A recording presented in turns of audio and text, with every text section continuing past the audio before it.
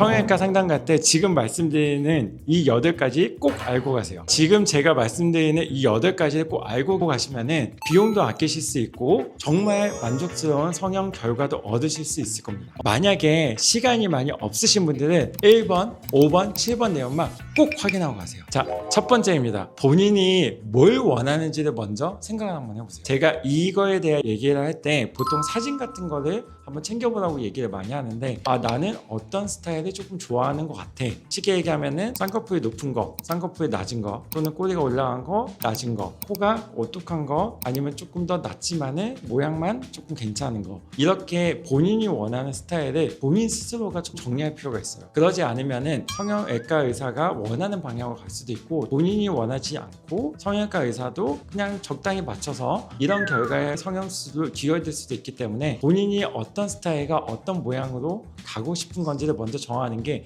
제일 중요하다고 생각합니다. 자, 두 번째입니다. 성형을 어디서 받을 것인지 좀 추려보는 게 중요해요. 가장 많이 활용을 하시는 게, 요즘은 AI 검색도 많이 활용하시는 것 같고 네이버 검색, 성형 관련된 어플들도 많이 검색을 하시는데, 이거 못지않게 중요한 정보들이 있죠. 보통 지인 소개, 어떤 루트나 어떤 경로를 활용하셔도 상관은 없는 것 같아요. 어느 방법이든지 상담을 받거나 또는 정보를 알고 싶은 병원들을 조사해보는 게 필요합니다. 자, 두 번째, 의사 정학입니다. 사실은 상담을 받거나 성형을 받고 싶은 병원들을 추리는 거는 되게 잘 하시는 것 같아요. 근데 제가 두 번째 포인트에서 사실 좀 강조하고 싶은 거는, 어떤 병원에서 상담 받을지, 어떤 수술을 받으러 갈지 정하기 전에 항상 생각하셔야 되는 거는 어떤 의사한테 수술을 받을지예요. 보통은 이 병원이 유명하대 이렇게 찾아오시는 경우가 좀 많은데, 그 병원의 모든 의사가 모든 수술을 잘하는 게 아니에요. 제가 여기서 강조하고 싶은 포인트는, 나는 어떤 스타일의 사람이 되고 싶어. 그러면은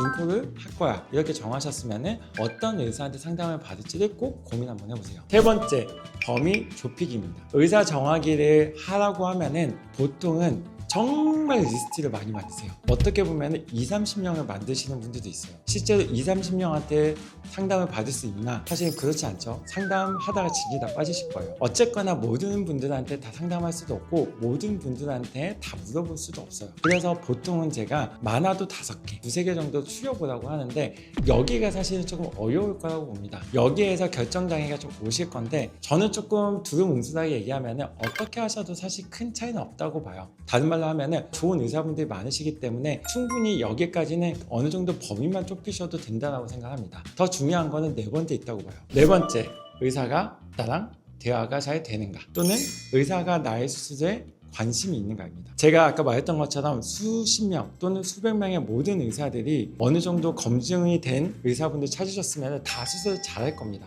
모든 분들을 다 상담할 수도 없고 다 얘기를 들어볼 수도 없으니까 추려보라고 했잖아요. 추리고 난 다음에 그 의사들 중에서 어떤 기준을 선택하는 게 좋을까라는 질문이 있으실 건데, 여기서 제가 볼 때 가장 중요한 거는, 보통은 상담을 가셔서 얘기를 들어보면은 이 의사분이 나의 고민을 들어주고 어떻게 수술을 하겠다라고 관심 있게 보고 있구나. 그래서 제가 여기서 중요한 키워드를 관심이라는 표현으로 여러분들한테 얘기를 하는 겁니다. 내 수술에 어느 정도 관심이 있구나, 내 수술을 어떻게 나한테 맞춰주시려고 하는구나. 이게 사실은 의사를 선택할 때 중요한 포인트가 좀 될 거라고 봐요. 다섯 번째입니다. 수술에 대한 본인의 기대치를 정리해보기입니다. 무슨 말이냐면은, 똑같은 눈 수술을 예로 들겠습니다. 눈 수술의 종류만 해도 비절개 눈매교정, 그냥 단순한 비절개 쌍꺼풀 수도 있고요. 절개 눈매교정, 그 다음에 지방이식뿐만 아니라 눈썹 파악 어상부터 시작해가지고 같은 모양을 만드는 데 있어서도 여러 가지 수술 방법이 있어요. 그러면은 여기서 본인한테 맞는 수술 방법을 사실은 정하는 게 중요합니다. 근데 보통은 한 가지 수술 방법만 고집하는 의사들도 사실 있어요. 그래서 제가 의사를 선택할 때 조금 중요하게 보는 것 중에 하나가 뭐냐면은, 하나의 결과를 위한 여러 가지 수술 방법을 다 잘 할 수 있는 의사인가를 사실 조금 중요하게 봐요. 그러면은 여기 단계에서 관심 있게 의사가 환자에 대한 얘기를 들어주면은, 다섯 번째입니다. 중요한 거는 본인이 수술을 통해서 원하는 것 또는 기대치를 리스트로 한번 만들어 보는 겁니다. 이게 무슨 말이냐면은 눈 수술을 예로 들어볼게요. 눈을 통해서 나는 조금 더 또렷한 이미지가 되고 싶어, 조금 더 시원해지고 싶어, 그러면은 이런 기대치가 있을 겁니다. 근데 보통은 비절개 같은 경우는 잘 풀릴 가능성이 높아요. 절개는 풀릴 가능성은 사실 거의 없어요. 다만 절개는 아무래도 흉터 느낌이 조금 더 오래 갑니다. 흉터 느낌이 많이 풀린다 하더라도 나중에는 흉터가 눈을 감았을 때는 눈을 벌려서 보면 흉터를 찾을 수도 있어요. 그러면은 선택이 조금 될 거예요. 흉터가 조금 있지만은 풀리지 않고 효과가 좋고 아무래도 여러 가지 다양한 것들을 조작할 수 있는 절개를 할 것인가, 아니면은 나는 복잡하게는 안 해도 돼, 다만 쌍꺼풀 생겨야 되는데 흉터나 티가 많이 안 났으면 좋겠어, 그러면은 비절개가 더 좋은 수술이 되는 거예요. 그러면 어떤 걸 선택을 할 건지 이거를 사실 결정할 때는 본인의 기대치에 대한 리스트가 필요하다는 거예요. 비절개가 어느 정도 유지가 됐지, 이런 것들은 사실 개인차가 좀 있기 때문에 의사의 의견을 물어보시는 게 중요하고요. 나는 아무래도 흉터가 안 나는 쪽이 더 중요해, 이게 나한테는 우선순위에서 더 높아, 그러면은 제가 볼 때는 비절개를 하시는 게 맞고요. 나는 비절개 해가지고 풀리면은 다시는 못다, 그러면은 당연히 절개 쪽이 나아요. 그래서 보통은 절개가 더 비싸니까 더 좋은 수술 이렇게 인식하시는 분들이 있는데 저는 아닌 것 같습니다. 비절개가 더 좋은 수술이신 분들이 있고 절개가 더 좋은 수술이신 분들이 있어요. 그래서 지금 제가 2단계에서 중요한 것이 이 수술을 통해서 기대하고 이런 것들이 나한테는 더 중요하다고 생각하는 포인트 있잖아요. 그런 포인트를 정하는 게 제가 볼 때는 5번째에서 제일 중요한 포인트가 될 거예요. 자, 6번째입니다. 마취 방법을 정하기. 사실 이거는 마취 방법을 정하기라는 표현보다는 마취 방법을 물어보기라고 바꾸는 게 좋기는 한데, 왜 그러냐면은 마취과 의사가 마취하는 게 무조건 제일 좋은 마취 방법이야 라고 단편적으로 보실 분들이 많은데, 이런 건 어떤 개념이라고 보시면 되냐면은 시장에 장 보러 가는데 나는 포르쉐를 끌고 갈 거야, 이런 느낌으로 보셔도 돼요. 보통은 통증이 심할 수 있는 수술, 윤곽이나 또는 기도 확보가 이제 좀 중요한 수술들, 이제 가슴이나 윤곽 같은 수술들은 아무래도 전신 마취를 보통은 더 선호해요. 그렇기 때문에 그런 경우는 마취과 의사가 보는 게 맞아요. 근데 눈 수술 같은 경우는 대부분 눈을 깨워서 해요. 이유가 눈에 떴다 감았다 모양을 보려고 하는 건데, 이럴 때 마취과 의사가 필요할까요? 사실 그렇지는 않아요. 보통은 이제 코 수술이나 안면 거상 같은 경우는 수면 마취를 하기 때문에 마취과 의사의 도움이 필요한 경우도 있기는 한데, 요거는 마취과 의사가 계속 상주하는 게 아니기 때문에 대부분의 경우 경력이 있고 시스템이 잘 갖춰진 경우에는 주치의가 관심 있게 봐주는 게 오히려 더 중요하다고 봅니다. 그래서 수면 마취를 하는 건지 아니면은 전신 마취를 하는 건지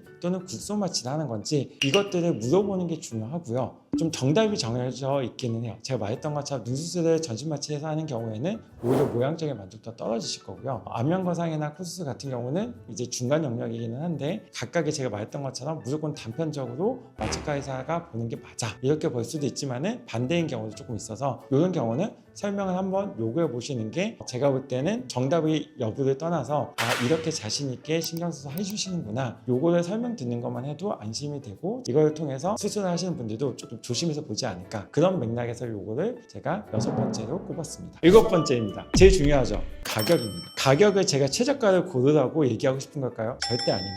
오히려 최저가를 조심하세요 라고 얘기하고 싶어요. 이제 단가 같은 게 있습니다. 제 환자를 예를 들면 만약 코 수술을 한다고 생각을 해볼게요. 이 환자의 안전을 위해서는 모니터도 달아야 되고요. 그 다음에 산소가 들어가는 게 좋아요. 그리고 이제 숨을 잘 쉬게 하기 위해서는 에어웨이 같은 것도 꼽을 거고요. 이 환자를 꼭 지키고 있게 하기 위해서 보통은 간호사가 한 명 더 붙어 있을 겁니다. 그러면 이 모든 것들을 하면은 기본적인 비용이 발생할 거예요. 이거를 만약에 제가 200만 원의 기본적인 비용이 발생할 것 같은데 100만 원으로 할 거예요. 그러면은 뭘 줄일까요? 티가 나는 것들은 줄이기 어려울 거예요. 만약에 재료 같은 걸 넣는다거나 아니면 수술할 때 필요한 재료들을 아예 안 쓸 수는 없으니까, 그러면은 안전 장치들을 먼저 뺄 가능성이 높아요. 가격을 많이 낮춘다는 거는 어쨌거나 수술이기 때문에 뭔가를 빼서 단가를 맞추려고 할 수밖에 없는데, 이게 어느 정도 범위가 넘어가면 좀 위험할 거라고 봐요. 그래서 제가 보통 얘기하는 게 가운데 범위를 너무 벗어나는 거는 조금 조심해서 가세요. 물론 아니면은 다행이죠. 아니면은 다행이신 거예요. 근데 아무래도 그럴 가능성이 높아지니까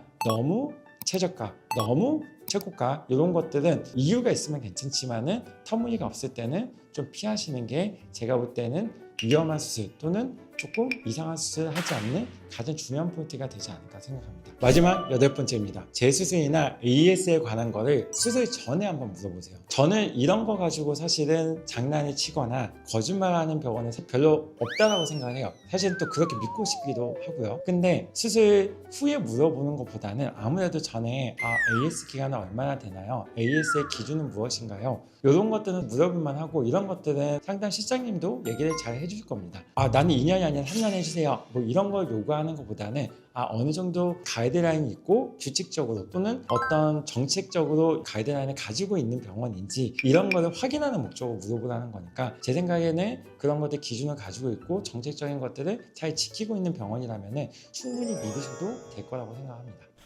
네, 지금까지 제가 상담하러 갈 때 필요한 8가지 항목에 대해서 가져왔는데, 앞으로 이거보다 더 유용하고 더 재미있는 성형외과 지식들을 제가 풀 생각이니까 유용하셨다면 좋아요와 구독 버튼 한 번씩만 부탁드리겠습니다.